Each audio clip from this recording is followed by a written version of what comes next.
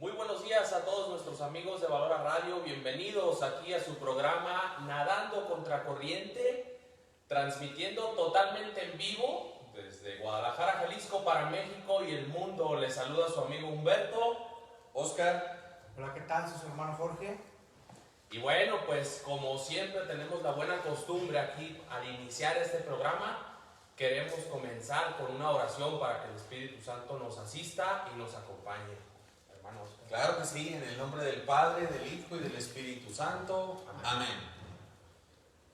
En esta bella mañana te pedimos, Padre eterno, tú que nos ves, que nos escuchas, que nos amas con amor eterno, que nos des la gracia de conocer a tu Hijo, de vivir en Él, por Él y para Él. Te lo pedimos en nombre de nuestro Señor Jesucristo. Amén. Amén. En el nombre del Padre, del Hijo y del Espíritu Santo. Amén. Pues bien, ya que hemos invocado esta presencia de nuestro Señor Jesucristo, el día de hoy vamos a hablar precisamente de Él. Queremos conocerlo, saber quién es, cuál es su naturaleza, quién es para nosotros nuestro Señor Jesucristo y también quién no es, porque lamentablemente en la actualidad tenemos conceptos errados de nuestro Señor Jesucristo. Entonces, el programa del día de hoy, amigos, acompáñenos. ¿Por qué? Porque quizás este programa sea la ocasión para que muchos se encuentren con Jesucristo, lo conozcan y le amen. Este programa pudiera ser un motivo de encuentro con Jesús, esa persona divina que viene a conquistar corazones. Acompáñenos pues, amigos, y les pedimos, si conocen a alguien que desconoce a Jesucristo, envíale el link, dile, te recomiendo este programa, conoce a Jesucristo, es tu oportunidad. ¿Por dónde comenzamos? Bien, pues a mí me gustaría empezar con una pequeña acotación histórica, porque siempre la historia tiene una hilación con la verdad, y Cristo precisamente es la verdad. El día de hoy, completamente en vivo, 4 de septiembre del 2021. ¿Por qué del 2021? ¿Por qué no del 2040, del 2080, del 1900? Por Cristo, ¿no? Es Cristo que entra en la historia humana y la divide en dos, antes de Cristo y después de Cristo. No decimos antes de Mahoma, de Hitler, de San Agustín, de Tomás, de Gandhi, de Moisés. Decimos antes de Cristo. ¿Quién es Cristo? ¿Cómo fue preparada su venida en la historia para partirla en dos, antes de Cristo y después de Cristo? Sí, definitivamente, ¿no? Dice la palabra de Dios, llegada la plenitud de los tiempos, es decir, en el momento en que Dios Padre había destinado el momento en que hiciera la aparición su Hijo en la humanidad, lo envía libremente. Jesús se encarna en el seno de María Santísima, mi estimado George. Entonces, qué momento que nos toca vivir. Muchos antes de Cristo no les tocó, estaban, como dice Oscar, estaban esperando, dándole lectura a las profecías, lo que decían los profetas, pero a nosotros ya nos tocó que nuestro Redentor vino y nos acompañó. Y se quedó con nosotros. Pues fíjate, Oscar, Humberto, el tema de hoy es sumamente interesante. Vamos a conocer la persona de Jesucristo, ¿no? La segunda persona de la Santísima Trinidad.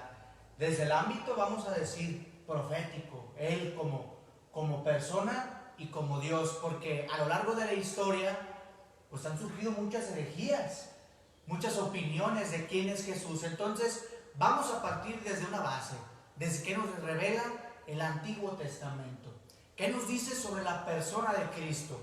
Porque nos revela su persona, su misión, o sea, la finalidad para la cual venía Jesús, ¿no? Sin fines políticos. Ahorita vamos a tocar, Oscar, el Antiguo Testamento. Algo que nos puedes comentar, vamos a decir, ya había profecías de más de 400 años. Fíjense, amigos, no, interesante. En la antigüedad, cuando un rey era enviado, le ponían el sello del anillo del rey. No iba en su nombre, el mensajero llevaba ese sello. Era anunciado, va a ir mi hijo, va a ir el rey. Se le anunciaba con anterioridad. Pues cuánto más Dios Padre, que fue enviando profetas, el mismo Moisés, Abraham dirá también, de la tribu de David vendrá un gran libertador. Y empieza Dios a enviar profetas, a preparar el camino de aquel que vendrá. Y lo vemos ya en el Antiguo Testamento como profecías como varón de dolores, como el Mesías, como el libertador.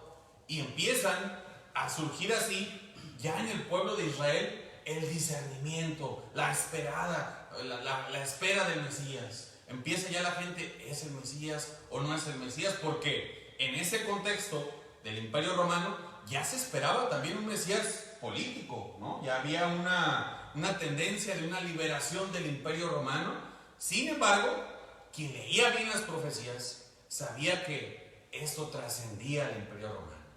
Entonces, podemos decir que en el Antiguo Testamento, de estas profecías de las cuales habla Oscar, había títulos. Como decía, el pueblo de Israel ya esperaba un libertador. Sin embargo, para hablar específicamente de estos títulos, se le llaman títulos mesiánicos, ¿no? Jesús, el hijo de David, ¿no? Que el pueblo de Israel, cuando Jesús comienza su vida pública, le empiezan a atribuir a su persona estos títulos. Y fíjate, George, algo que se me hace importante, a veces nosotros decimos, bueno, lo importante pues en la escritura es el evangelio y ya. Claro que es el culmen, ¿no?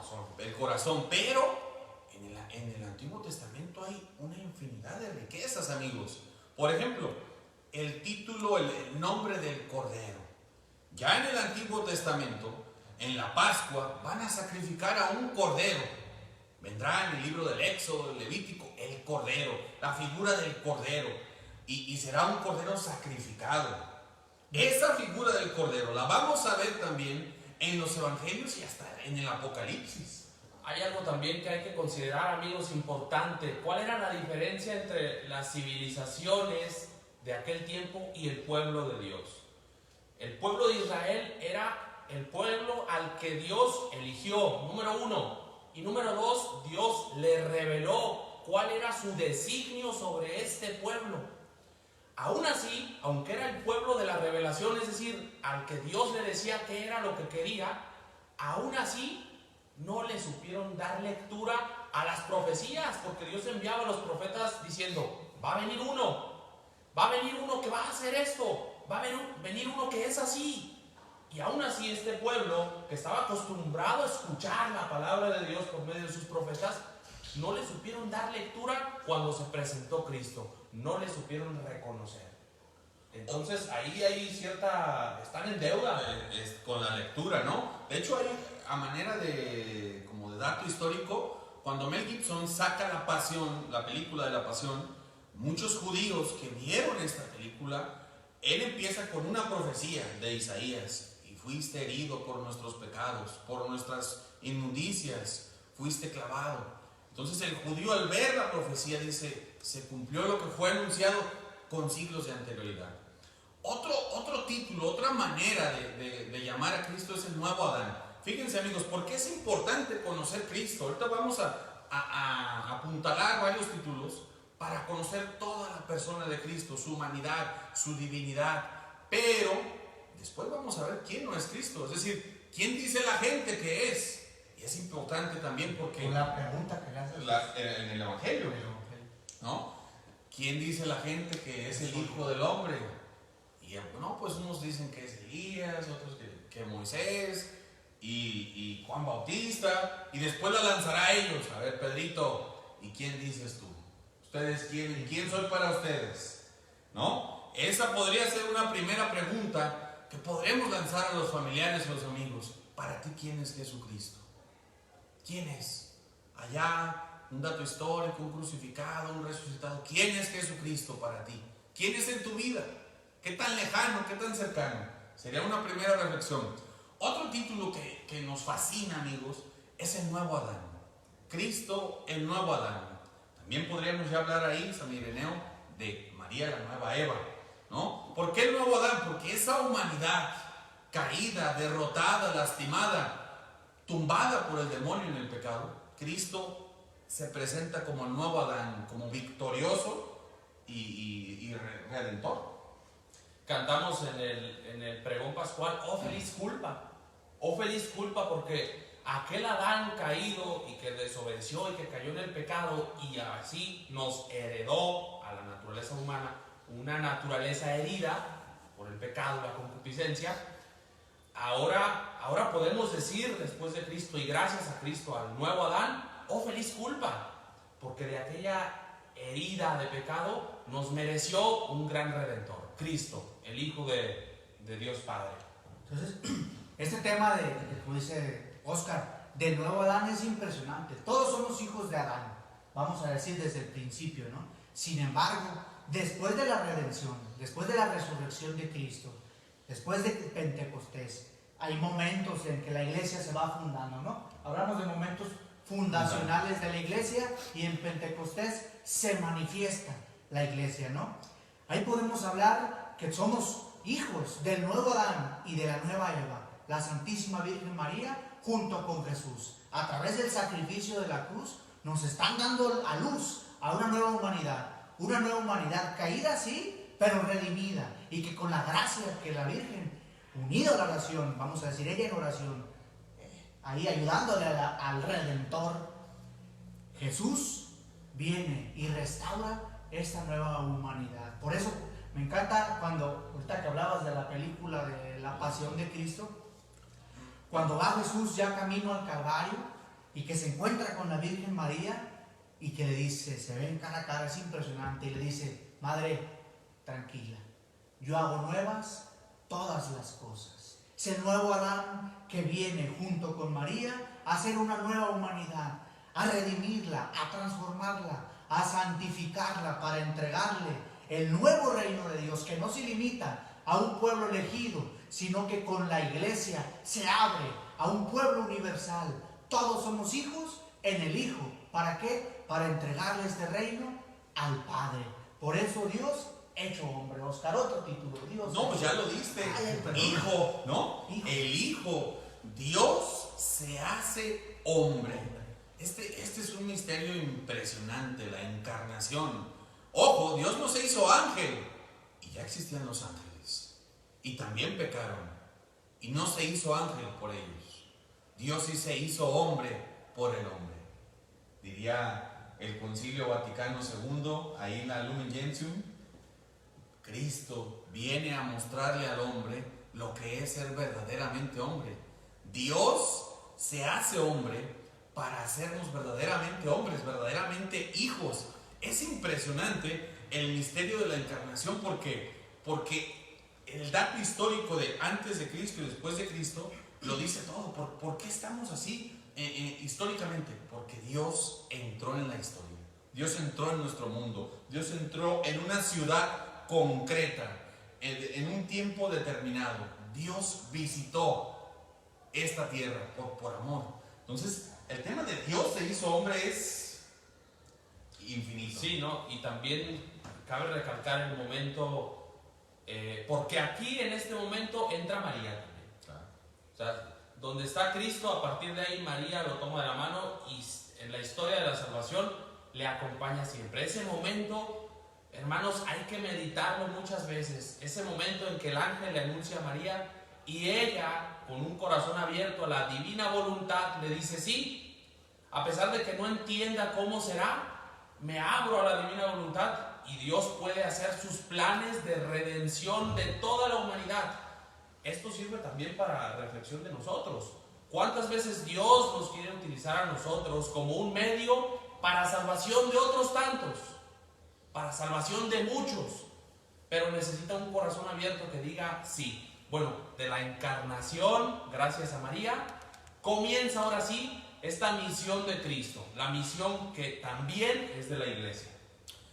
Es importante también resaltar, perdón Oscar que te interrumpa, hablando de quién es Jesús y poniéndonos en el contexto del pueblo judío y de sus apóstoles, en ese tiempo discípulos, ¿no? El pueblo judío no entendía la persona de Jesús. Sin embargo, tampoco sus discípulos. ¿Qué quiero decir con esto? Que es necesario que el Espíritu Santo venga y nos dé todos sus dones, pero sobre todo la fe, para entender la persona de Jesús. Vemos al pueblo de Israel, una de las razones por la cual lo toman preso es porque Jesús llamaba a Dios Padre. Padre. Entonces el pueblo de Israel decía, oye, ¿qué te pasa? ¿Cómo puede ser que tú, el nazareno, le llames a Dios tu Padre? ¿Qué quiere decir? ¿O qué entendía el pueblo de Israel que Jesús le dijera a Yahvé, Abba, Padre? ¿Qué quiere decir? Que Jesús es de la misma naturaleza del Padre. Oye, Jorge, ¿qué es esto? No me empieces a hablar filosóficamente, ¿ok? Quiere decir que Jesús les estaba diciendo, yo tengo la misma esencia que Yahvé, yo soy Dios. Entonces, eso era algo que los judíos no lo soportaban y se rasgaban y lo cacheteaban. Claro. ¿Cómo? ¿Tú te atreves a llamarte hijo de Dios? Es decir, que eres de la misma naturaleza, realeza divina que Él. ¿Te atreves? Pongámonos en el contexto cuando Jesús están en las bienaventuranzas. Oscar, han escuchado hablar de Moisés, pero yo les digo, ese yo es impresionante. Es impresionante. Ese yo nos lleva justamente otra vez al Antiguo Testamento, cuando Moisés va y se postra delante de Dios, del Eterno, del Santo. Pues, Señor, ¿y cómo te llamas? Para más o menos irle a decir, yo soy el que soy, Moisés. Soy el Eterno, soy la existencia, yo soy. Serán las mismas palabras de Cristo. Moisés les dijo, pero yo les digo, yo soy el camino, soy la verdad, soy la vida, yo soy el pan de vida eterna. Y en Getsemaní hay un pasaje espectacular, amigos, donde se revela en la Sagrada Escritura la divinidad de Cristo, la divinidad. Llegan los apóstoles, los que venían con Judas, ¿no? A apresar a Cristo, los soldados armados, y le dicen, estamos buscando a Jesús de Nazaret. Cristo dice, Jesús de Nazaret, yo soy. Y la palabra de Dios dice, todos retrocedieron y cayeron a tierra. ¿Qué vieron? ¿Qué escucharon? ¿Qué sintieron que cayeron a tierra esos soldados armados? La divinidad, Dios delante de ellos. Y esta divinidad, como decía Jorge, al principio de los apóstoles pues no era tan fácil reconocerla. Maestro, el Hijo del Hombre. Pero después de la resurrección, cuando ven que ha vencido a la muerte como ningún otro hombre en la historia, ahí sí van a decir, Tomás, Señor mío y Dios mío, confesando ya la divinidad de Cristo. Y fíjate, me parece, esto hay que aclararlo en nuestros tiempos, porque muchas veces vienen enseñanzas, ideologías, pseudoprofetas, pseudoiglesias a querernos enseñar o presentar un Jesús pero sin su divinidad. Hace poco, hace unos 10 años, cuando sale esto del Código Da Vinci, ¿te acuerdas este boom? Donde te querían presentar a un Jesús histórico, un Jesús que realmente lo limitaban a un profeta que hablaba bonito, que venía a traer un mensaje de amor, pero hasta ahí. Si a tú a Cristo le quitas la divinidad, le quitas todo. Cristo vino aquí a demostrar con obras y palabras su naturaleza divina, su naturaleza humana, claro, porque se encarnó, pero también su naturaleza divina, con hechos y palabras. Claro. Ahorita que dice de obras, esto también es muy importante porque forma parte de la revelación. Es decir, cómo Cristo revela su divinidad, con obras y palabras. Las obras, cuando San Juan Bautista le dirá, oigan, pregúntenle a ver quién es. Jesús dice, mira, díganle lo que está pasando. Los ciegos ven, los sordos escuchan, los muertos resucitan, los sanos, los enfermos sanan. Entonces, los demonios son expulsados. Entonces, ¿qué tenemos allá? Que las obras revelan la divinidad de Cristo, la multiplicación de los panes. Y esta narración de los milagros de Cristo, plasmada por el Espíritu Santo en los evangelios, algunos dicen, no, pero puede ser que no puede ser, porque quizá los evangelios fue una forma que ya se redactaron, donde los evangelistas, los apóstoles, ya tenían fe en Cristo. Y ahí el argumento es, ¿quién sería capaz de morir por una mentira? ¿Quién sería capaz de dar su vida, de ser azotado, crucificado por una vil mentira? Justamente eso es lo que quería llevar Oscar y Humberto hace rato, que les decía, incluso a los discípulos les costaba entender quién era el maestro. Porque imagínense ustedes que de repente van siguiendo y lo ven orar, lo ven transfigurado en aquel momento que le tocó a Pedro, Santiago y Juan, que lo ven sanar enfermos, como dice Oscar, liberar a los poseídos, pero de repente lo ven también, por ejemplo, multiplicar los panes, porque fue un milagro, no fue un signo de la fraternidad, fue el milagro de la multiplicación de los panes. Bueno, y de repente a este hombre de repente lo escuchan decir, oigan, el que coma mi carne y beba mi sangre tiene vida eterna. ¿Qué me estás diciendo? ¿Cómo? ¿Te voy a tener que comer el pie, el muslo, el brazo? Y de repente empieza a dar Jesús su discurso del pan de vida. ¿Y qué pasa? Lo dejan. Dicen por ahí los teólogos que eran mínimo unas 4,000 personas que lo seguían. Se dieron la espalda y se fueron con el discurso del pan de vida. Porque en ese momento, oigan, a nosotros ya nos toca porque tenemos siglos de reflexión teológica y sabemos que se refería a la comunión. Pero a los discípulos escuchar eso y les voltea Jesús y los increpa, les dice, ¿ustedes también quieren marcharse? Y la respuesta de Pedro, que resonará por los siglos, ¿a dónde vamos? Y hoy se le tiene que recordar a la humanidad, ¿a dónde vas? Solo Jesús tiene palabras de vida eterna, no hay a dónde ir. Entonces a ellos les costaba trabajo entender la persona del maestro. Sin embargo viene la pasión, lo niegan, corren, huyen. Viene la resurrección y dudaban. Jesús acompaña a los discípulos de Maús y les dice, no lo reconocieron, pero sentían en su corazón un fuego. Después viene Pentecostés, ustedes ya conocen. Sale Pedro con ese fuego que lo caracterizó después de que el Espíritu Santo viene a él. Entonces, aquí va el tema, Oscar. ¿Cómo brincan de alguien que no comprendían su persona a, después de Pentecostés, dos cosas? Tener la fuerza para anunciarlo. Dos, lo que decía Oscar, tener la valentía de dar la vida, porque los amenazaban, los perseguían, los mataban y decían, no me interesa.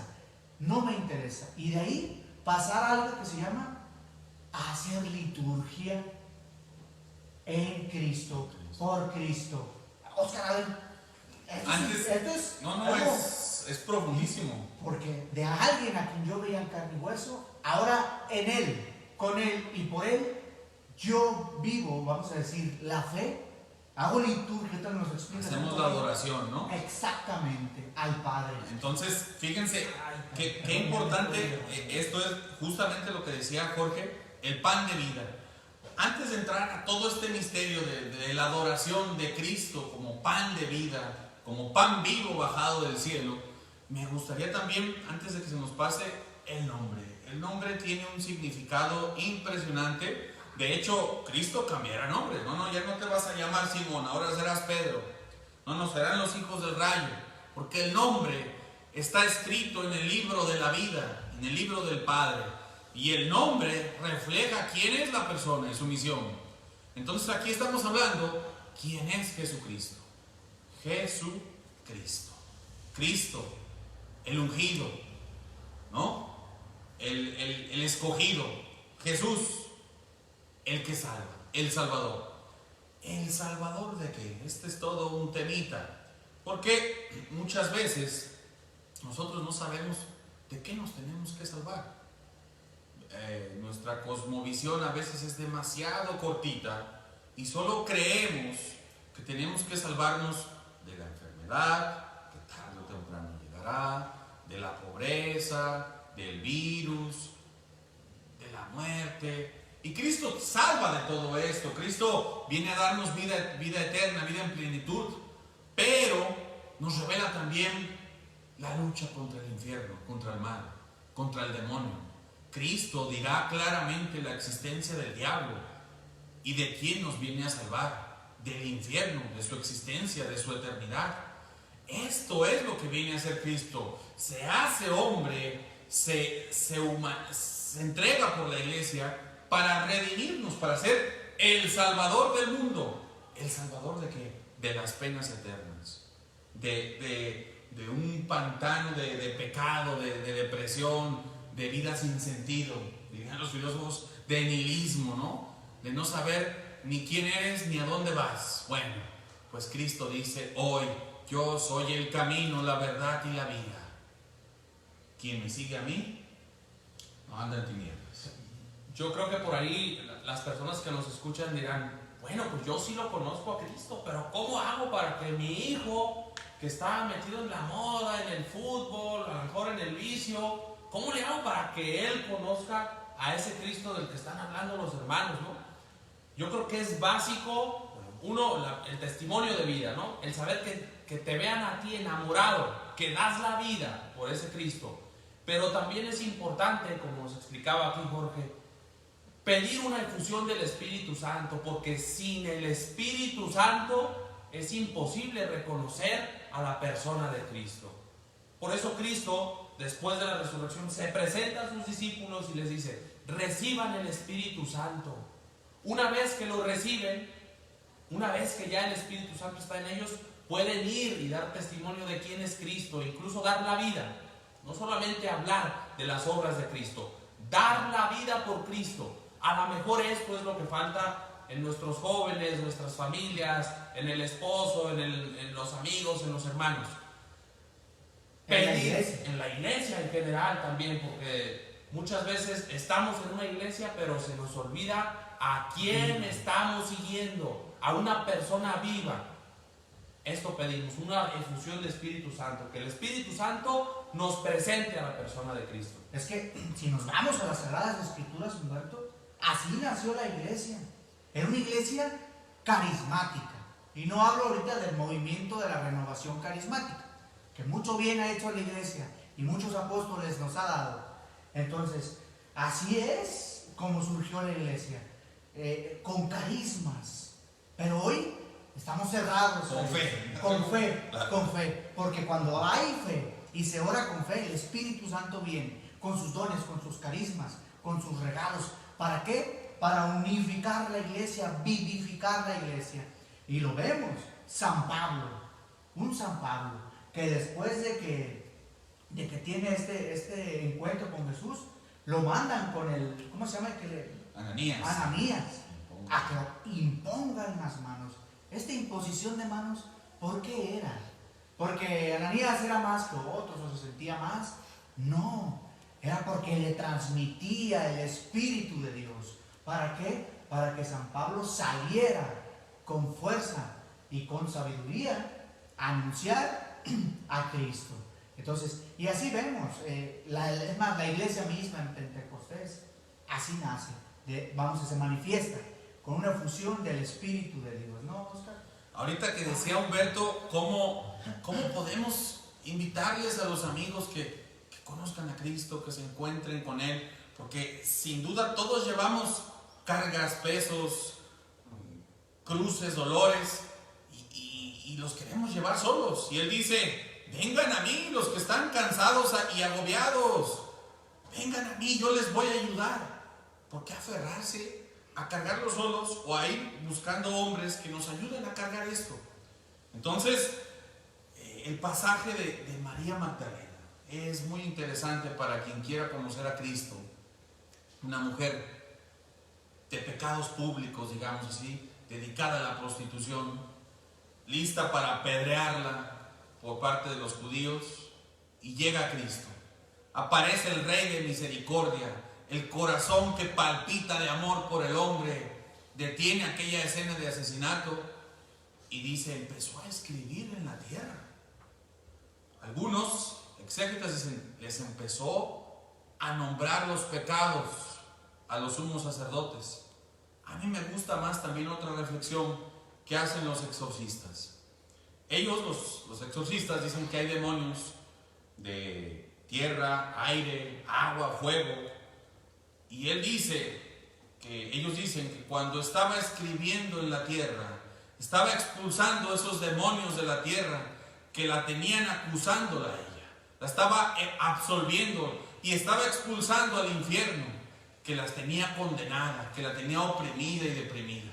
Esto es Cristo, es el Salvador que escribe, que expulsa a los demonios de nuestra vida. Y eso es lo que nos hace falta para ser plenos, felices, libres, como Dios nos pensó desde el inicio. Yo quería pasar un poquito, Oscar, haciendo una pequeña síntesis. En el Antiguo Testamento se nos viene anunciando un Mesías, un Cristo, el Hijo de David, el Mesías esperado, el Cordero del Cántico de Isaías.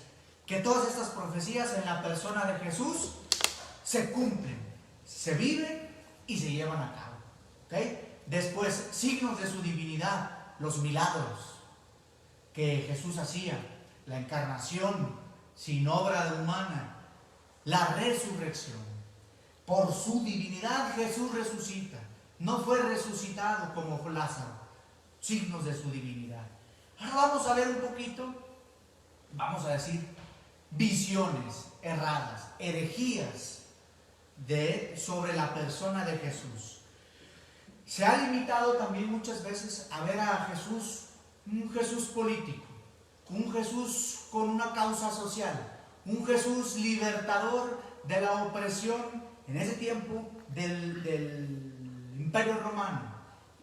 Se ha traído a ver un Jesús marxista, socialista, un Jesús liberador de la opresión del capitalismo, vamos a llamarlo así, ¿no?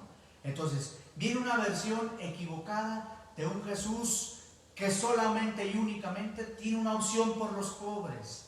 Claro que son los pobres vamos a decir así, sus elegidos, sus predilectos, esa es la palabra. Entonces, pero se le ha reducido esto a un Jesús luchador social con tintes marxistoides. La teología de la liberación, condenada ya por el Papa Benedicto XVI y por Juan Pablo II. Y surgieron muchas, perdón que te interrumpa, muchas especulaciones. Humberto estudió ahí, donde salió la teología de la liberación. Entonces, hacen muchas especulaciones, metiendo las teorías marxistas a la persona de Jesús, y mucho daño hicieron por ahí en la época de los 80s, 90s, que incluso hoy siguen rezagos de esta nefasta teología, que vino a todo lo que Oscar nos dijo. No podemos hacer una dicotomía, partir a Jesús entre solamente Jesús liberador del pecado, liberador de los demonios, que eso es, y solamente por acá un Jesús que viene a liberarnos de la pobreza, de los dolores del mundo y de la opresión de los ricos. ¿Por qué? Porque hubo sacerdotes que dejaron los crucifijos y levantaron las armas con la guerrilla. Entonces, vamos a ver un poquito de esto. Vamos a ver, amigos, Jesús que nos presenta esta segunda parte ya de contracorriente. Ahora sí, la corriente. Ya dijimos cómo ir contracorriente. Ahora vamos a ver quién no es Jesucristo. ¿Quién dice la gente que es Jesucristo? ¿Quién se dice que se opina que Él es? Y pues amigos, les mandamos saludos. Déjenos por ahí de dónde nos están escuchando, sus comentarios. Les mandamos saludos a todos los que están en vivo y a todo color. Entonces, con esto iniciamos a ver un poquito quién no es Jesucristo. Como decía Jorge, la teología de la liberación tiene un aspecto bíblico, claro, el éxodo, ¿no? La liberación del pueblo. Pero también tiene una base filosófica, el marxismo, ateo, ¿no? Entonces, esto va a desfigurar, o por decirlo así, va a acomodar la persona de Jesucristo a cierta manera de pensar, que no es la de la revelación. Y mira que hay un peligro grande en esto. Así como dices, Marx y su ideología tuvo mucho que ver en esta visión política de Jesús. ¿Cuál es el problema si yo me quedo con una visión reduccionista, limitada, política de Cristo? Al final de cuentas, la iglesia termina siendo una copia de esa figura. Y la iglesia termina siendo una ONG, una asistencia social, alguien que viene a ayudar, algo inmanente, algo que no trasciende, que no te habla de eternidad. Ahí te quedas con una iglesia de este tiempo, temporal. Una iglesia que no tiene objetivos más que dar de comer a los pobres. Exactamente. Sobre todo, fíjate lo que tú decías, no me habla de lo eterno. Esta visión de Jesús, Jesús que viene a ayudar sin juzgar. A ese Jesús que viene y que invita a sus apóstoles, a sus misioneros, a ayudar al que sufre. Muy bueno, hay que hacerlo. A sanar y tratar de curar, vamos a decir, al enfermo. Muy bueno. Y así muchas cosas, pero siempre sin juzgar al que recibe esa ayuda. Ok, va. Jesús no juzga. Vamos a ver, Oscar puso hace rato el ejemplo de María Magdalena.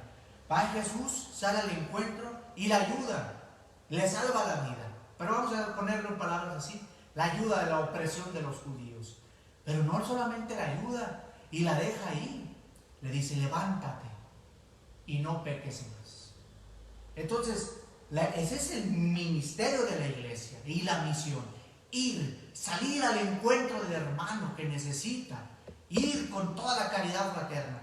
Claro, la opción por los pobres primera, sí. Oye, ir a predicar a prostitutas, homosexuales, drogadictos, todos, sí, vamos allá, a ayudarle a los niños, a las periferias del mundo, como dice el Papa, vamos allá, pero vamos a mostrarles un Cristo entero, no solamente darles un pedacito de pan. ¿De qué nos sirve alimentarles el cuerpo, sacarlos de la pobreza, si al final no les ayudamos a la salvación de su alma? Hemos perdido, hemos fracasado en nuestra misión, porque al final no les mostramos al Cristo que salva eternamente. No les hablamos del cielo, no les hablamos que ellos son no solamente, vamos a decir, sus realidades materiales, sean difíciles. No, hay que llevarles también el mensaje de salvación y de conversión, que fue la primera palabra que el maestro, cuando inicia su vida pública, lo veíamos la semana pasada. Conviértanse y crean en el Evangelio. Cuando Jesús sanaba, cuando Jesús daba un milagro, no solamente miraba al cuerpo, a la sanación del cuerpo o a la alimentación de la persona físicamente hablando, miraba más allá, siempre iba más allá, poniendo su mirada en la salvación de esa persona, que lo acogieran como al Mesías. Eso creo que es importante aclararlo. No es que no sea importante los actos de misericordia, el mismo Cristo lo dijo: vengan, benditos de mi Padre, tomen posesión del reino preparado para ustedes, porque tuve hambre, tuve sed, todo este discurso. Pero Jesús ponía su mirada siempre en la salvación eterna de la persona. No teman a aquel que puede matar el cuerpo, sino a aquel que puede matar el alma. En el Apocalipsis, cuando le está hablando Jesucristo a las 7 iglesias de Asia, les dice: el que persevere hasta el final no pasará la segunda muerte. ¿A qué se refiere? A la condenación eterna. Hablando de la muerte del alma, fíjense amigos, hay un movimiento, la nueva era, ¿no? Este movimiento sincrético que llega a mezclar el paganismo con el catolicismo y con el islam, hace una mezcla de diferentes ideas teosóficas, filosóficas, espirituales. Y yo digo, ¿dónde está la muerte del alma aquí? ¿Dónde está la verdad que salva el alma? Aquí también van a presentar a un Jesucristo iluminado, un maestro de yoga, un Jesucristo pacifista, una caricatura de Jesucristo. Este no es el Jesucristo por el que murió San Pablo, San Pedro, No es el Jesucristo que nos presentaron los apóstoles. No es el Cristo que decía Pablo, para mí la vida es Cristo y la muerte es una ganancia. Este Cristo de la nueva era es un Cristo cósmico, iluminado, pacifista, que no tiene nada que ver con el Cristo de los apóstoles. Sí, tú lo has dicho, un iluminado más que viene y nos da frases motivacionales para vivir y salir adelante. Claro, es un coach de vida. Entonces, ¿qué hacen? Pues toman las frases bonitas, por decirlo así, las frases padres del Evangelio y se quedan con eso. Entonces, hay que tener cuidado de este Jesús que nos está presentando, como dice Oscar, todo el New Age. Este Jesús que, bueno, nos invita a no juzgar. Y te dicen así, oye, pero si Jesús ahorita viniera, vamos a poner un ejemplo claro, el homosexualismo, ¿no? Ay, pero si Jesús ahorita viniera, no juzgaría a los homosexuales. No los juzgaría. ¿En qué aspecto? No se metería con su libertad, porque Él se las dio. Si ustedes quieren hacer eso, háganlo. Pero por amor y por la verdad, por misericordia, para que no pasen la segunda muerte, de la cual hablabas, les diría, hijos, eso no está bien. Entonces nos están presentando un Jesús que no tiene implicaciones morales en nuestra vida, que no impacta nuestra forma de vida. Un Jesús que solamente me quedo con el de un mandamiento nuevo les doy, que se amen los unos a los otros. Y entonces me salen con love is love. Hay una separación entre verdad y amor o misericordia, ¿no? Cristo, el Cristo de la posmodernidad en la que nos encontramos, es un Cristo que es amor, pero que si es verdad, esa verdad no tiene repercusiones morales. Cristo no dice nada de sexualidad, de familia, de matrimonio. Ahí no lo podemos meter. Entonces, es un Cristo que no exige, que no llama a la conversión, que no invita a dejar el pecado. Y ese no es el Cristo del Evangelio. Ese no es el Cristo que dijo, a quien no me recibe, la palabra que estoy dando ya los está juzgando.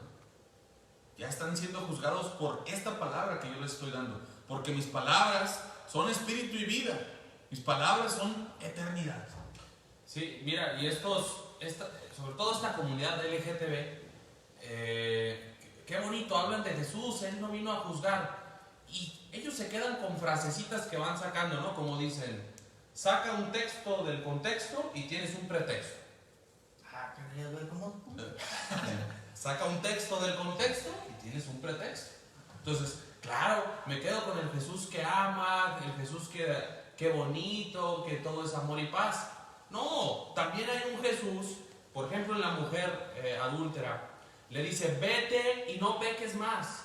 Eres mujer, tienes dignidad, no te van a matar porque no te tienen que matar. Yo les hago saber que tú tienes dignidad de persona, de mujer. No tienen por qué matarte, pero lo que estás haciendo está mal. Hay una distinción entre persona y actos de la persona. La persona se ama, la persona se respeta su dignidad, pero los actos de la persona hay que cuidarlos porque ellos son los que van a merecer o vida eterna o condenación eterna. Yo finalizo porque creo que ya nos queda un minutito. Dando mi última aportación. Cristo es camino, verdad y vida. Es la única persona que lo ha dicho. Camino, verdad y vida. Camino, hay un camino moral. Hay exigencias morales que nos implican al seguirlo. Es la verdad, revela verdades para esta vida terrenal y para la eterna. Y es la vida. Hay toda una vida eterna, espiritual, que está en los sacramentos, donde lo encontramos ahí. Yo finalizo también un minutito, como decimos, algo corto. Jesús, ya lo veremos en otros programas, es más que un redentor, también vino a dar plenitud a la revelación, es un mensajero de Dios Padre. Si lo vemos a Jesús y nos enamora, Él mismo dice, quien me ve a mí, ve al Padre. Ya hablaremos también en otra ocasión sobre esto, pero Jesús vino a enamorarnos de ese papá del cielo, ese papá enamorado por cada uno de nosotros. Así es, pues miren, yo pienso que el próximo sábado podemos hablar de esto, Humberto.